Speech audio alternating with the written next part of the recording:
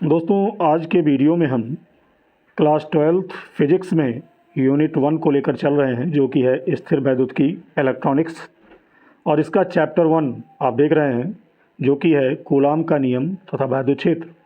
तो इसका जो न्यूमेरिकल पोर्शन है यानी अंकित प्रश्न, वो आज हम इस वीडियो में देखेंगे।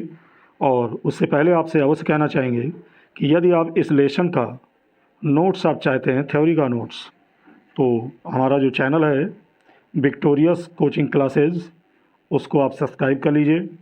वहाँ आपको इस लेसन का नोट्स आपको मिल जाएगा इजी लैंग्वेज में। और ये हमारा दूसरा चैनल है, जो कि है विक्टोरियस स्टडी पॉइंट। तो अभी तक आपने इसको सब्सक्राइब नहीं किया है तो सब्सक्राइब कर लीजिए, क्योंकि सारे स्टडी कंटेंट आपको लगातार इस पर मिलने वाले हैं। तो आइए वीडियो शुरू करते हैं। तो न्यूमेरिकल शुरू करने से पहले दोस्तों, पहले देख लेते हैं लेसन के मुख्य फार्मूले कौन कौन से हैं। तो यदि आपने थ्योरी पढ़ा है तो इसमें पहला है 1/4πε0। ये वहाँ थ्योरी में आपको देखने को मिलेगा, जिसमें ε0 इस तरह बनता है। इसको कहते हैं निर्वात की विद्युतशीलता, और इसका अंकित मान होता है, याद रखेंगे, 9 × 10⁹ न्यूटन मीटर स्क्वायर प्रति कूलम स्क्वायर। और नंबर 2 पर आप देखेंगे तो ई बराबर लिखा है। तो ई क्या है? इलेक्ट्रॉन पर आवेश की मात्रा है। हालांकि इलेक्ट्रॉन और प्रोटॉन दोनों पर आवेश की मात्रा समान रहती है, और ये होती है 1.6 × 10⁻19 कूलम। लेकिन इलेक्ट्रॉन पर यही आवेश ऋणात्मक होता है और प्रोटॉन पर यही आवेश धनात्मक होता है। और तीसरा है Q बराबर NE। तो Q क्या है? आवेश को हम Q से लिखते हैं, और N है इलेक्ट्रॉनों या प्रोटॉनों की संख्या, और E आप जानते हैं इलेक्ट्रॉन का आवेश है। फिर नंबर 4 Q बराबर IT है। Q आवेश है, बताया मैंने। I धारा है और T समय है। और यहाँ पर आप देख सकते हैं नंबर 5 पर, अगर इलेक्ट्रॉनों की संख्या N का मान निकालना हो तो N बराबर होता है IT/E। उसी क्रम में अगला फार्मूला है। अगला फार्मूला आप देख रहे हैं, एप्सिलॉन बराबर है ε0K। तो एप्सिलॉन को हम कहते हैं परावैद्युत माध्यम की वैद्युतशीलता, और ε0 को कहते हैं निर्वात की वैद्युतशीलता, और K आपका परावैद्युतांक है। नंबर 7 की बात करें तो E बराबर है F/Q। E है आपका वैद्युत क्षेत्र, F बल है, और Q आवेश है। नंबर 8 पर ये कूलाम का नियम है, और उसी नियम से फार्मूला आकर्षण अथवा प्रतिकर्षण बल के लिए निकलता है, जो कि है F बराबर 1/4πε0 Q1 Q2/r²। और नंबर 9 पर है E बराबर 1/4πε0 Q/r²। तो ये वैद्युत क्षेत्र की तीव्रता निकालने के फार्मूले हैं। आप चाहें तो कॉपी पेन लेकर नोट कर सकते हैं। और अगला है 10 नंबर पर E बराबर 1/4πε0 2p/r³। ये अक्षीय स्थिति में वैद्युत क्षेत्र की तीव्रता का सूत्र है। तो थ्योरी आप पढ़े होंगे तो निश्चित रूप से ये फार्मूला आया होगा। और नंबर 11 पर है E बराबर 1/4πε0 p/r³, जो कि निरक्षीय स्थिति में वैद्युत क्षेत्र की तीव्रता का सूत्र है। और नंबर 12 की बात करें तो यहाँ आप देख रहे हैं P बराबर है Q × 2L। तो P बराबर Q × 2L कहिए, चाहे 2QL कहिए। तो इसमें P क्या है? P है वैद्युत ध्रुवाघूर्ण, आप देख सकते हैं। और नंबर 13 पर आते हैं, जो अंतिम फार्मूला है, टाउ बराबर P sin थीटा। तो टाउ क्या है? इसमें टाउ को कहते हैं बलयुग्म का आघूर्ण, और टाउ बराबर होता है P sin थीटा। तो ये फार्मूले आपके इसमें यूज होंगे, और इन्हीं पर आपके अंक के प्रश्न लगेंगे। तो अब अंक के प्रश्नों को देख लेते हैं। पहला क्वेश्चन है, इलेक्ट्रॉन का ये सिंबल है, इलेक्ट्रॉन पर 1.6 × 10⁻19 कूलम ऋणावेश होता है। अल्फा कण पर कितना आवेश होगा? तो देख लेते हैं। तो दोस्तों, अल्फा कण जो होता है वो हीलियम का नाभिक होता है। और हीलियम का फार्मूला आपने पढ़ा ही है केमिस्ट्री में, 2He4 होता है, जहाँ 2 क्या है? परमाणु क्रमांक है। तो अल्फा कण की बात किया जाए तो अल्फा कण का फार्मूला होता है 2He4, और इसमें इलेक्ट्रॉनों की संख्या जो होती है, तो इलेक्ट्रॉनों की संख्या हो चाहे प्रोटॉनों की संख्या, उतनी ही होती है जितना इसका परमाणु क्रमांक होता है। तो आप जानते हैं कि 2He4 में जो नीचे वाली संख्या है वो परमाणु क्रमांक है। तो इलेक्ट्रॉनों की संख्या n बराबर 2 होगी, और इलेक्ट्रॉन पर आवेश की मात्रा E बराबर होती है 1.6 × 10⁻19 कूलम। और हमें निकालना क्या है? आवेश। तो आवेश को किससे लिखते हैं? Q से लिखते हैं। Q का मान निकालना है। आप देख सकते हैं कितना आवेश होगा पूछ रहे हैं। तो हम यहाँ फार्मूला लगाएंगे, Q बराबर NE। क्या लगाएंगे? Q बराबर NE। तो ये जितनी वैल्यू है n की e की यहाँ पर रख देंगे। तो 2 गुणे 1.6 गुणे 10 की घात -19, तो 16 दूना 32 हो गया। यानी फाइनल आंसर आएगा 3.2 गुणे 10 की घात -19। ये कूलाम आवेश निकाल रहे हैं तो कूलाम में होगा। और अल्फा कण पर आवेश की जो प्रकृति होती है वो याद रखेंगे धनात्मक होती है। उसी क्रम में दूसरे न्यूमेरिकल पर आते हैं। तो दूसरा न्यूमेरिकल एक चालक पर 1 कूलाम ऋणावेश है, इस पर सामान्य अवस्था से कितने इलेक्ट्रॉन अधिक हैं, ये पूछ रहा है इसमें। तो यहाँ पर मैं आपको बता दूँ, जब भी पूछे कि कितने इलेक्ट्रॉन अधिक हैं तो आवेश की जो प्रकृति होगी वो ऋणात्मक होगी। तो आते हैं क्वेश्चन पर। तो कह रहा है एक चालक पर 1 कूलाम ऋणावेश है, 1 कूलाम ऋणावेश है, तो सामान्य अवस्था में कितने इलेक्ट्रॉन अधिक हैं, यानी इलेक्ट्रॉनों की संख्या n का मान पूछ रहा है। और इलेक्ट्रॉन पर आवेश आप जानते हैं E बराबर होता है 1.6 गुणे 10 की घात -19 कूलाम। और जैसा कि आप जानते हैं 1 कूलाम ऋणावेश है, तो आवेश यहाँ पर Q से लिखेंगे, Q बराबर 1 कूलाम, राइट। और जो समय है वो समय आपका 1 सेकेंड होगा। ये समय हम 1 सेकेंड लेंगे। तो फार्मूला भी आपने ऊपर देखा कि n बराबर होता है IT/E। तो n बराबर IT/E ये कहाँ से आया, तो उससे पहले हम क्या करेंगे, इस पर फार्मूला आप लगा दीजिए Q बराबर NE, इसी से आपका काम हो जाएगा। तो जो Q बराबर NE है तो n बराबर जाहिर सी बात है Q/E होगा।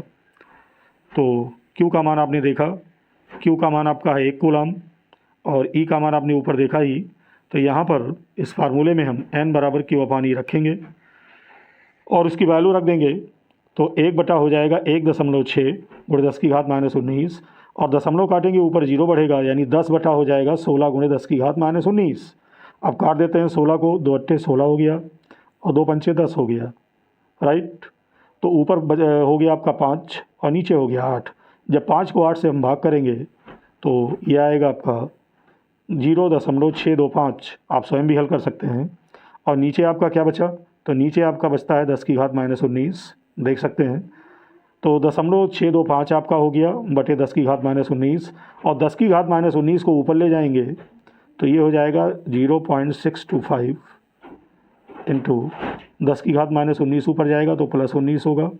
और यहाँ जो दशमलव लगा है उस दशमलव को अगर हम एक अंक दाएं खिसकाएंगे यानी 6 के बाद लगाएंगे तो हो जाएगा 6.25, और दशमलव जब एक अंक दाएं खिसकाएंगे तो यहाँ 19 में से 1 घट जाएगा। तो 19 में से 1 घटा तो कितना हुआ, 18 हो गया। तो इसका फाइनल आंसर आया 6.25 गुणे 10 की घात -18। और चूंकि इलेक्ट्रॉनों की अधिकता की बात कही गई है न्यूमेरिकल में कि कितने इलेक्ट्रॉनों यानी कितने इलेक्ट्रॉन अधिक हैं, तो ये जो आवेश आपका आया है ये आवेश ऋणात्मक होगा। उसी क्रम में तीसरा न्यूमेरिकल है और ठीक उसी तरह का है लगभग कि एक चालक पर 2.4 गुणे 10 की घात -18 कूलाम धनावेश है। इस चालक पर कितने इलेक्ट्रॉन की अधिकता या कमी है।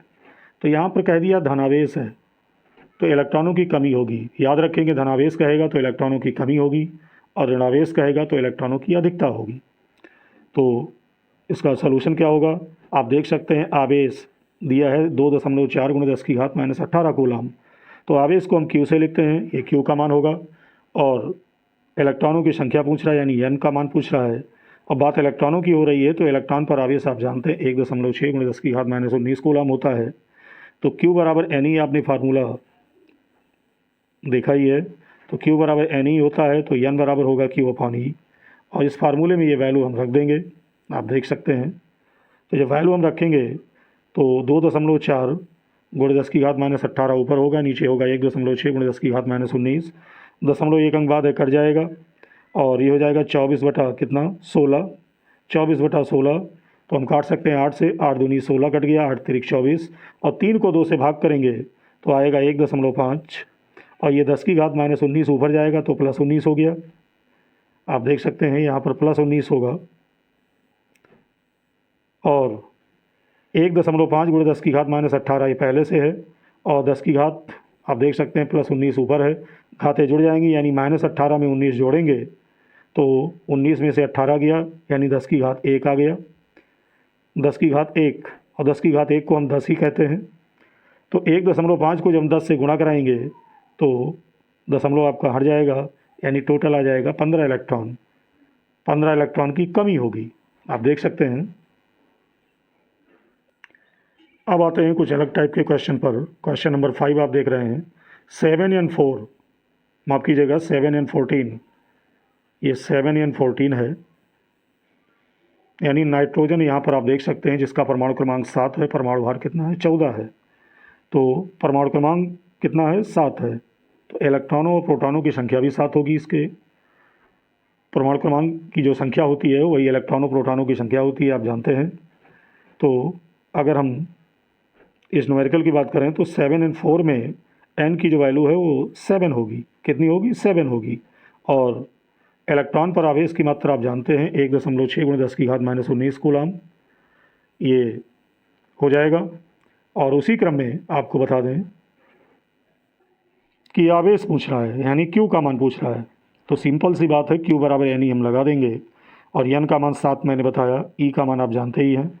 तो 16 सत्ते 112, यानी 11.2 हो जाएगा, एक अंक बाद दशमलव लगेगा, तो 11.2 × 10⁻⁻19 कूलाम ये आवेश होगा। तो उम्मीद है आपके समझ में आया होगा। और यदि वीडियो से कोई लाभ आपको मिल रहा है तो वीडियो को हर उस ग्रुप में शेयर कर दीजिए जहां पर आप जुड़े हुए हैं, क्योंकि ऐसा करना पूर्णतः निःशुल्क है। और अभी तक आपने चैनल को सब्सक्राइब नहीं किया है और अच्छी तैयारी के लिए आप वीडियो चाहते हैं तो चैनल को सब्सक्राइब अवश्य कर लीजिए। उसी क्रम में आगे देखते हैं। अगला क्वेश्चन है, ये अलग टाइप का है, यदि, और काफ़ी इंपॉर्टेंट भी है, यदि शुद्ध जल का परावैद्युतांक 81 हो तो इसकी निरपेक्ष वैद्युतशीलता कितनी होगी। तो यहाँ पर कह रहा है जल का परावैद्युतांक, तो परावैद्युतांक को हम कैसे लिखते हैं, के का मान 81 दिया हुआ है,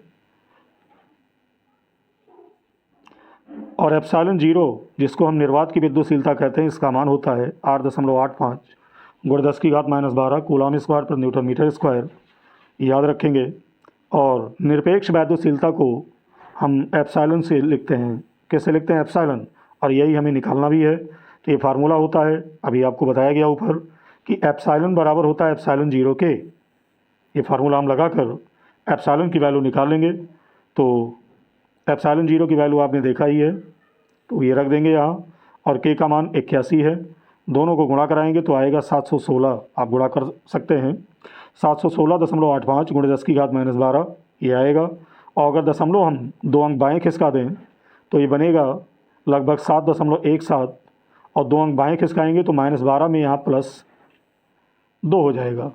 यानी दशमलव, यानी पॉइंट जब बाएँ खिसकता है जितने अंक, तो घात में उतना जुड़ जाता है, और दाएँ खिसक जाता है जितना अंक, उतने अंक घात में घट जाता है, ये ध्यान रखेंगे। तो यहाँ 2 अंक बाएँ खिसकाया गया है तो यहाँ +2 हो जाएगा, और -12 + 2 ये हो जाएगा -10।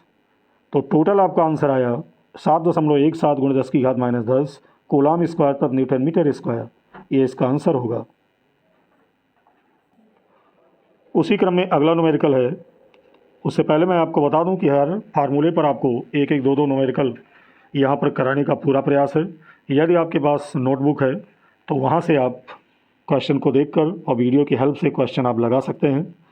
और इसके अतिरिक्त एक बात आपसे अवश्य कहना चाहेंगे कि यदि आपको थ्योरी का नोट्स चाहिए, यानी नोट्स का PDF चाहिए, या ऑफलाइन कोचिंग आपको ज्वाइन करना है, तो इस नंबर पर आप व्हाट्सएप करके संपर्क कर सकते हैं, 9839636563।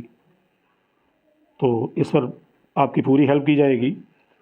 तो अगला क्वेश्चन देखते हैं।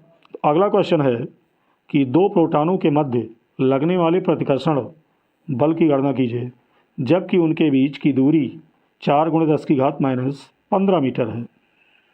तो यहाँ पर 2 प्रोटॉनों के मध्य कहा गया है लगने वाले प्रतिकर्षण बल की गणना कीजिए। तो एक सवाल यहाँ होता है कि आकर्षण बल क्यों नहीं कहा। तो आपको बता दें कि यहाँ 2 प्रोटॉन हैं और दोनों प्रोटॉन ही हैं, तो जाहिर सी बात है दोनों पर धनात्मक आवेश होंगे, और जब दोनों पर समान प्रवृत्ति के आवेश होंगे तो समान प्रवृत्ति के आवेशों के बीच प्रतिकर्षण बल ही लगता है, याद रखेंगे।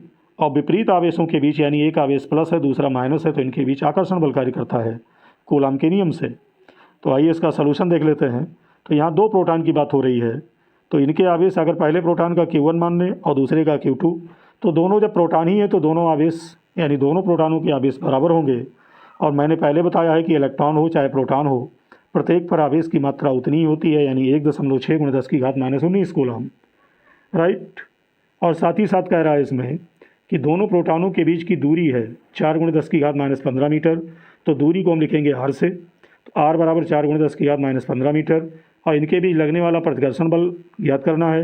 तो आकर्षण बल हो चाहे प्रतिकर्षण बल हो, बल कोई भी हो F से ही लिखेंगे, क्योंकि F यानी फोर्स, तो बल ही हमें निकालना है।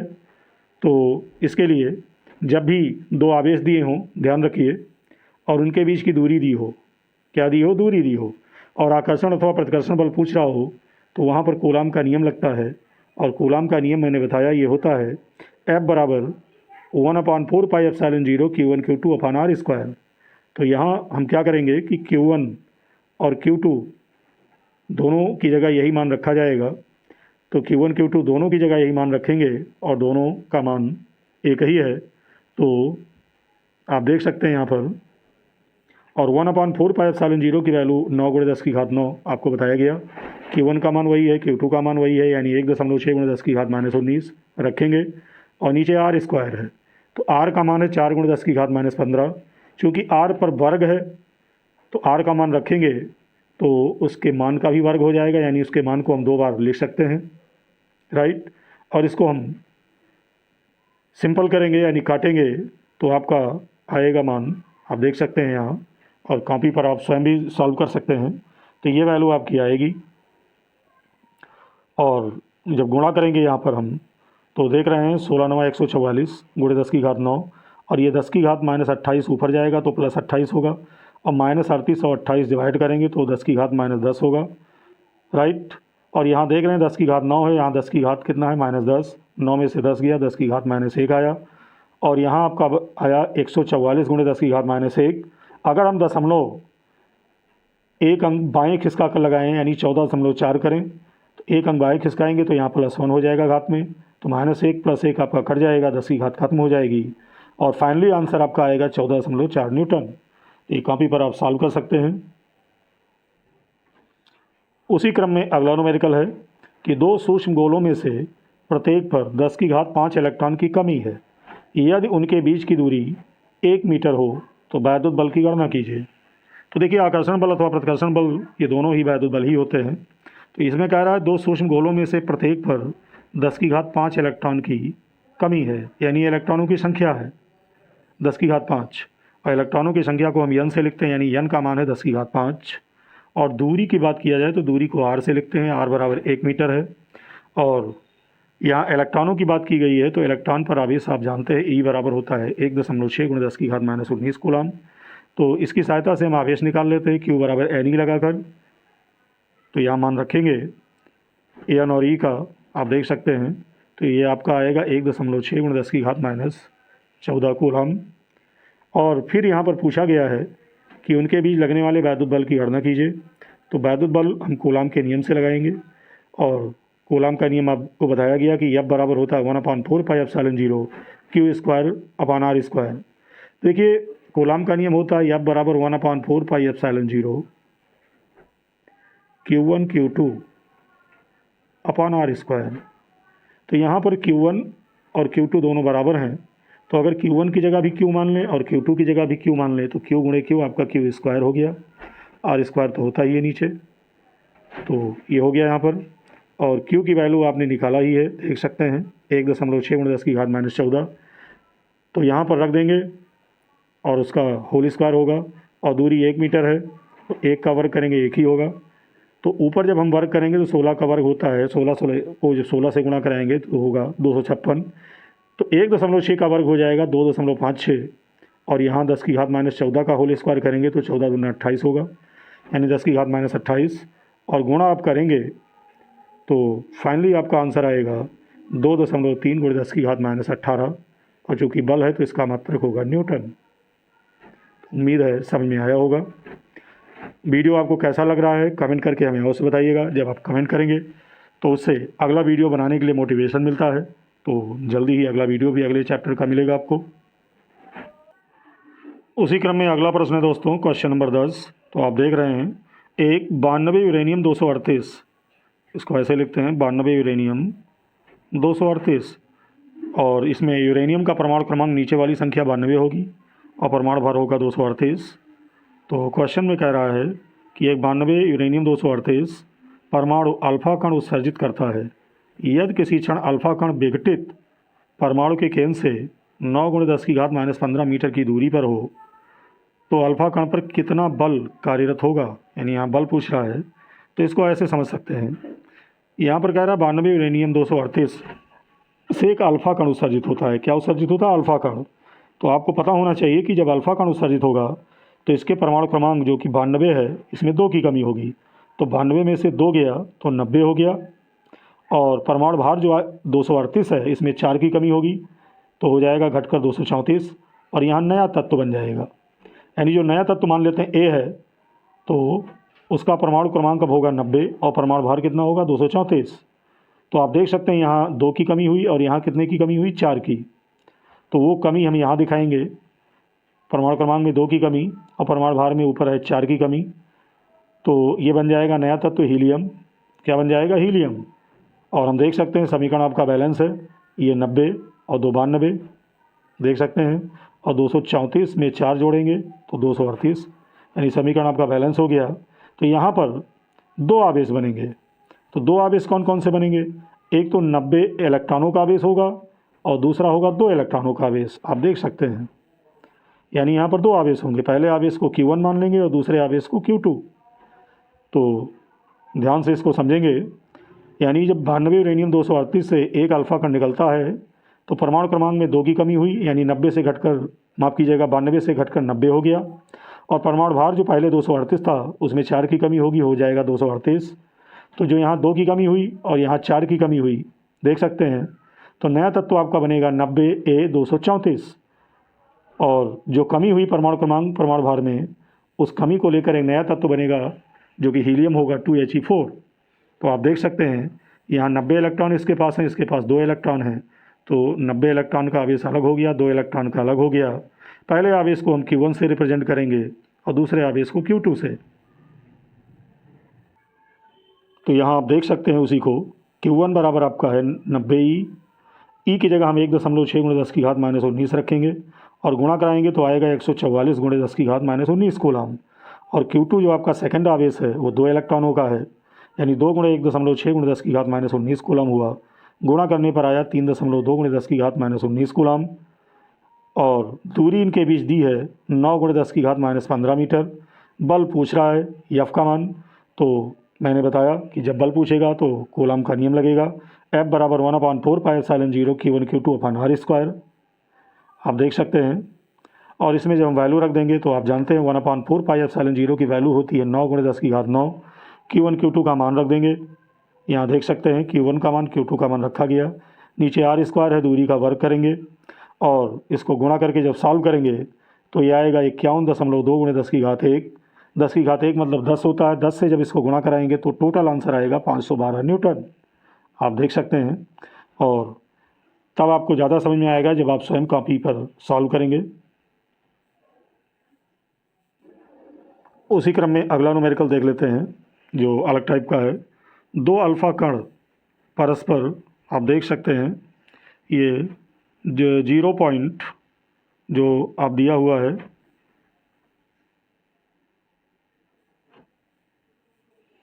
क्वेश्चन फिर से देख लेते हैं। 2 अल्फा कण परस्पर 0.2 एंगस्ट्रॉम की दूरी पर हैं और उनके बीच कार्यरत वैद्युत प्रतिकर्षण बल गुरुत्वाकर्षण बल से कितना अधिक है। यानी वैद्युत प्रतिकर्षण बल और गुरुत्वाकर्षण बल में तुलना हमें करनी है। तो यहाँ पर ध्यान देने की बात है कि 2 अल्फा कण हैं, यानी दोनों ही कण अल्फा हैं। तो हम मान लेते हैं, माना दोनों अल्फा कणों के द्रव्यमान क्रमशः m1 और m2 हैं और उन पर जो आवेश की मात्रा है वो Q1 व Q2 है। तो चूंकि दोनों ही अल्फा कण हैं तो उनके द्रव्यमान बराबर होंगे। और आपको याद रखना है, अल्फा कण पर का जो द्रव्यमान होता है वो 6.6×10⁻⁻27 किलोग्राम होता है। और अल्फा कण पर आवेश की मात्रा की बात किया जाए तो चूंकि दोनों ही अल्फा कण हैं तो उनके आवेश भी बराबर होंगे, Q1 बराबर Q2 होगा। और अल्फा कण पर आवेश की मात्रा होती है 3.2×10⁻⁻19 कूलम। ये पता होना चाहिए आपको। और सबसे पहले हम निकालते हैं वैद्युत बल। तो वैद्युत बल ये कूलम के नियम को लगाकर निकालेंगे। और वैद्युत बल को ही हम कहते हैं इलेक्ट्रिक फोर्स, जिसको हम एफ ई से लिखते हैं। किससे लिखते हैं? F E, electric force. तो वैद्युत बल कूलाम के नियम से हम निकालेंगे 1/4πε0 Q1 Q2 upon R square, और 1/4πε0 की वैल्यू होती है 9 × 10⁹ और Q1 Q2 upon R square, इसको ऐसे ही रहने देंगे और मान लेंगे समीकरण 1। उसी क्रम में गुरुत्वाकर्षण बल, जिसको हम कहते हैं ग्रेविटेशनल फोर्स, Fg से लिखते हैं। तो गुरुत्वाकर्षण बल हम न्यूटन के गुरुत्वाकर्षण नियम से लेंगे और 11th में आप पढ़ चुके होंगे। ये होता है Fg, यानी Fg बराबर G/m2 अपान आर स्क्वायर। जी क्या है? यह है सार्वत्रिक गुरुत्वाकर्षण नियतांक, तो ये आप पढ़े ही होंगे। Fg बराबर G/m2 अपान आर स्क्वायर, और इसमें जी की वैल्यू हम रखेंगे जो कि होती है 6.7 × 10⁻11 न्यूटन मीटर स्क्वायर प्रति किलोग्राम स्क्वायर। तो जी की वैल्यू हम रखेंगे 6.7 × 10⁻11, m1 m2 ऐसे ही रखेंगे बटे आर स्क्वायर करके समीकरण 2 मान लेंगे। और फिर हम क्या करेंगे, समीकरण 1 को 2 से भाग कर देंगे, आप देख सकते हैं। तो हो जाएगा Fe अपान Fg, और जो वैल्यू है आर स्क्वायर दोनों की कट जाएगी, ये भाग करेंगे और ये मान बचेगा 9 × 10⁹ Q1 Q2 बटे 6.7 × 10⁻11 m1 m2, ये वैल्यू आपकी बचेगी। और ऊपर जो आपने देखा Q1 Q2 की वैल्यू और m1 m2 की वैल्यू, ये उठाकर हम यहाँ रख देंगे। आप देख सकते हैं m1 m2 दोनों बराबर थे, तो और Q1 Q2 भी बराबर थे, तो दोनों की वैल्यू का होल स्क्वायर हो गया। और इसको जब हम सॉल्व करेंगे तो सॉल्व करने के बाद आपका आएगा 3.158 × 10⁻35। और अगर हम तुलनात्मक अध्ययन करें तो Fg जो है ये तिरछा गुणा हो जाएगा, तो Fe बराबर होगा 3.158 × 10⁻35 Fg। यानी कहने का मतलब है कि जो वैद्युत बल है ये गुरुत्वाकर्षण बल Fg का 3.158 × 10⁻35 गुना होगा, और यही पूछ भी रहा था। तो उम्मीद है आपको समझ में आया होगा। तो इसको नोट करके कापी पर कैलकुलेशन करेंगे, क्योंकि एग्ज़ाम में कैलकुलेशन आपको स्वयं करनी होगी, तो कैलकुलेशन आपकी अच्छी होनी चाहिए। उसी क्रम में अगले न्यूमेरिकल पर आते हैं। आप देख सकते हैं 2 सूक्ष्म गोलियों पर, जिन पर 80/3 × 10⁻19, माफ़ कीजिएगा -9 है, 80/3 × 10⁻9 तथा 160/3 × 10⁻9 कूलाम आवेश है, तथा वह वायु में एक दूसरे से 0.10 मीटर पर स्थित हैं, और उनके बीच वैद्युत बल ज्ञात कीजिए। यदि उन्हें एक तार द्वारा क्षण भर के लिए संबंधित कर दें तो बल कितना हो जाएगा, ये पूछ रहा है इसमें। तो दोस्तों आते हैं इसके सलूशन पर। यहाँ 2 कंडीशन बनेगी, यानी प्रथम स्थिति की बात करें तो 2 आवेश हैं, तो पहले आवेश को हम Q1 मान लेंगे और ये 80/3 × 10⁻9 कूलाम, और दूसरे आवेश को Q2 मानेंगे 160/3 × 10⁻9 कूलाम इसका मान है। और दूरी आपने देखा कि 0.1 मीटर है, और दशमलव अगर हम खिसकाएंगे तो ये बनेगा 10⁻1 मीटर, यानी 0.1 को हम 10⁻1 भी लिखते हैं, और 10⁻1 का मतलब हुआ 1/10 मीटर, याद रखेंगे। तो चूँकि बल की बात की गई है, बल पूछ रहा है, तो कूलाम का नियम ही लगेगा यहाँ। F बराबर 1/4πε0 Q1 Q2 upon R square. तो सारे मान हम रख देंगे यहाँ पर, आप देख सकते हैं 1/4πε0 का मान होता है 9 × 10⁻9, Q1 Q2 का मान ऊपर से उठाकर रख देंगे, नीचे आर की वैल्यू है, इसका वर्ग हो जाएगा और 9 कट जाएगा, आप देख सकते हैं। और हम सॉल्व करेंगे तो सॉल्व करने पर आपका आएगा 1.28 × 10⁻³ न्यूटन, ये बल का मान होगा। और द्वितीय स्थिति में अगर हम बात करें तो द्वितीय स्थिति में कह रहा है कि अगर इनको हम तार द्वारा जोड़ दें, यानी दोनों गोलों को अगर हम तार द्वारा जोड़ देते हैं, तो जब तार द्वारा हम जोड़ेंगे तो तार द्वारा जोड़ने पर देखिए आवेश बदल जाएंगे, यानी तार द्वारा जोड़ने पर दोनों पर नए आवेश आ जाएंगे, आप देख सकते हैं। क्वेश्चन की बात है, कह रहा है इसमें 2 सूक्ष्म गोलियों पर आपने देखा कि आवेश थे, तो इनके बीच हमने बल निकाल लिया, लेकिन कह रहा है कि उन्हें अगर एक तार द्वारा क्षण भर के लिए जोड़ दें, यानी संबंधित कर दें, तब बल का मान कितना हो जाएगा। तो वही कंडीशन यहाँ पर ली गई है कि तार द्वारा जोड़ने पर दोनों पर नए आवेश हो जाएंगे, और प्रत्येक पर आवेश हम मान लेते हैं Q है। तो तार द्वारा जोड़ने पर जो नया आवेश होगा Q, ये दोनों आवेशों के योगफल का आधा हो जाएगा, याद रखेंगे। यानी Q बराबर होगा Q1 + Q2/2, और Q1 Q2 की वैल्यू आपने ऊपर देखा ही है, रख कर बटा 2 कर लेंगे, देख सकते हैं। और यहाँ पर सॉल्व करेंगे, तो सॉल्व करेंगे तो उससे पहले हम देखते हैं कि इन दोनों में एक की बात किया जाए तो दोनों में 1/3 × 10 की घात -9, 1/3 × 10 की घात -9 कॉमन है। तो जब कॉमन ले लेंगे तो अंदर बचेगा 80 + 160/2। और जब आगे हम सॉल्व करेंगे तो ये आएगा आपका 240 × 10 की घात -9/6, और 6 से भाग करेंगे तो 6 चौको 40, 1 शून्य, यानी टोटल आपका आएगा Q का मान 40 × 10 की घात -9। और आवेश है चूँकि, तो आवेश का मात्रक कूलाम होता है। और ये भी याद रखें कि CGS पद्धति में आवेश का मात्रक फ्रैंकलिन होता है। तो अब नए बल की बात की गई है, तो नया बल मान लिया F' है, और कूलाम का नियम फिर लगेगा 1/4πε0। Q1 Q2 की जगह, दोनों की जगह Q × Q लिखा जाएगा बटे r²। तो जब Q का मान हम रख देंगे, Q का मान आप देख रहे हैं 40 × 10 की घात -9 है, तो दोनों Q की जगह जब रखेंगे तो होल स्क्वायर हो जाएगा। और नीचे दूरी r की बात कही गई है, तो r दूरी वही रहेगी 10 की घात -1, जो ऊपर आपने देखा इसका स्क्वायर होगा। तो 40 का वर्ग करेंगे तो ये हो जाएगा 1600, और 10 की घात -9 का वर्ग करेंगे तो 9 दूनी 18 होगा, यानी -18। और नीचे 10 की घात -1 का वर्ग हो जाएगा 10 की घात -2, और इन सब को गुणा करेंगे। गुणा करने के बाद जब सॉल्व करेंगे तो आएगा 1.44 × 10 की घात -3 न्यूटन। ये नया बल आपका निकलेगा। तो उम्मीद करते हैं समझ में आया होगा। और यदि आप न्यूमेरिकल या थ्योरी का PDF चाहते हैं तो मैंने आपको बताया कि ऊपर वीडियो में जो नंबर आपको बताया गया है उस पर आप WhatsApp पर संपर्क कर सकते हैं, आपकी हेल्प की जाएगी। और अभी तक आपने चैनल को सब्सक्राइब नहीं किया है और आगे भी चाहते हैं कि महत्वपूर्ण वीडियो आपको मिलते रहें, तो इस चैनल को, ये नया चैनल हमारा है विक्टोरियस स्टडी पॉइंट, सब्सक्राइब अवश्य कर लीजिएगा। अगला न्यूमेरिकल है जो नए फार्मूले पर है, देख लेते हैं। 5 × 10 की घात -4 कूलाम आवेश पर 2.25 न्यूटन का बल कार्य करता है, और उस बिंदु पर वैद्युत क्षेत्र की तीव्रता ज्ञात कीजिए। तो यहाँ पर सबसे पहले कहा है कि 5 × 10 की घात -4 कूलाम आवेश है, तो आवेश को हम Q से लिखेंगे।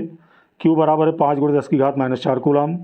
और बल की बात की गई है, तो बल है 2.5 न्यूटन, तो आप जानते हैं बल को F से लिखते हैं, F बराबर 2.25 न्यूटन होगा। और वैद्युत क्षेत्र की तीव्रता पूछ रहा है, तो वैद्युत क्षेत्र की तीव्रता को E से लिखते हैं, यानी E का मान चाहिए। और अभी आपको मैंने शुरुआत में बताया कि फार्मूला E बराबर होता है F/Q, तो बहुत ही आसान न्यूमेरिकल और इम्पॉर्टेंट भी है।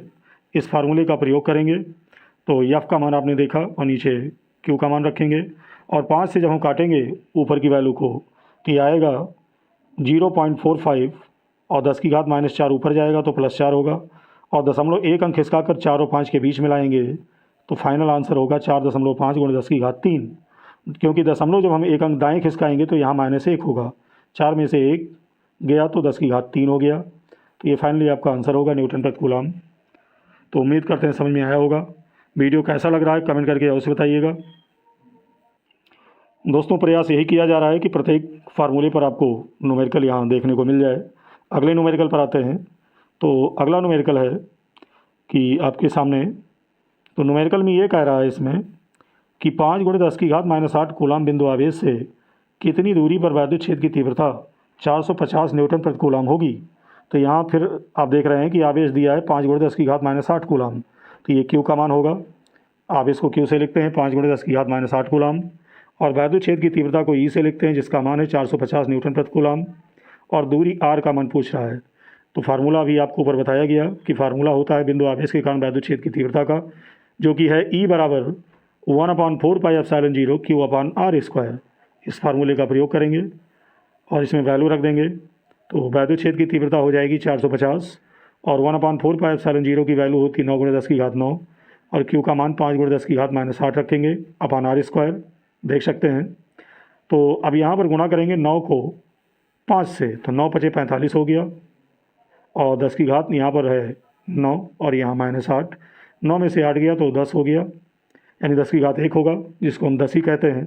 और 45 दहम, यानी 45 को 10 से गुणा कराएंगे 450 हो गया, और यहाँ 450 पहले से है तो दोनों कट जाएंगे।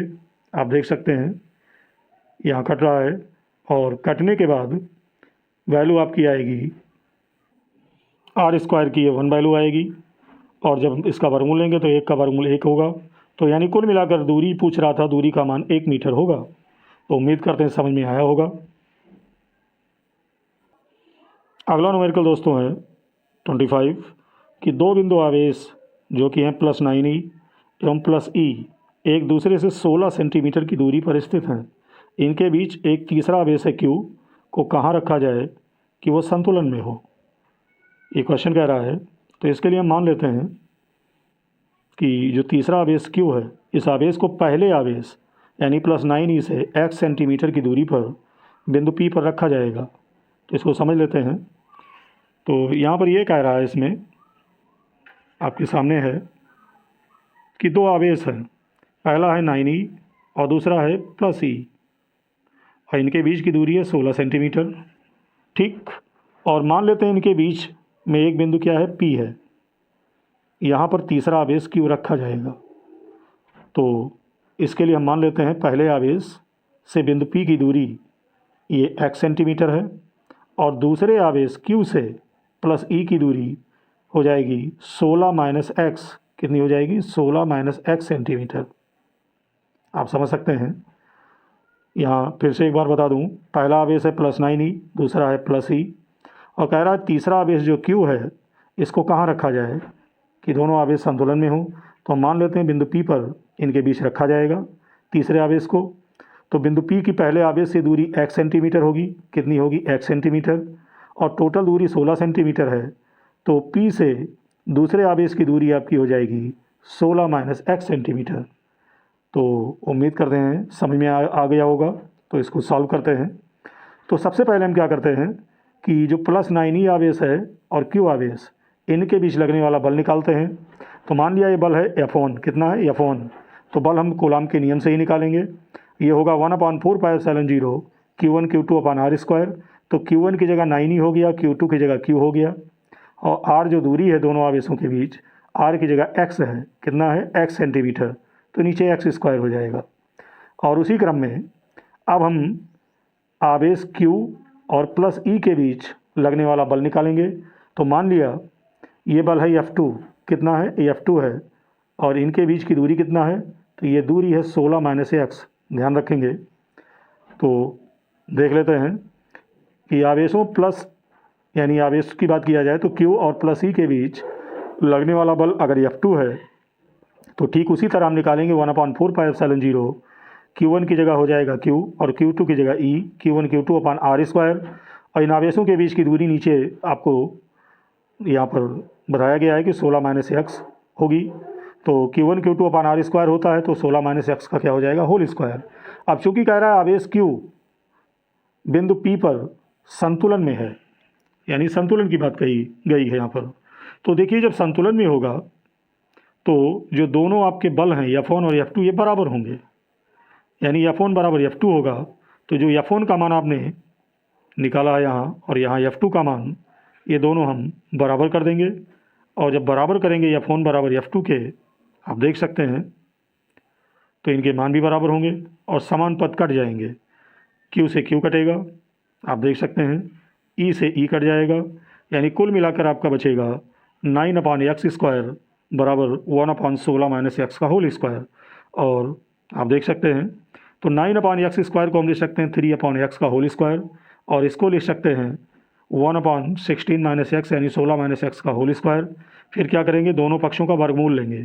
तो जब वर्गमूल लेंगे तो ये घातें कट जाएंगी, स्क्वायर कटेगा और ये आपका बचेगा।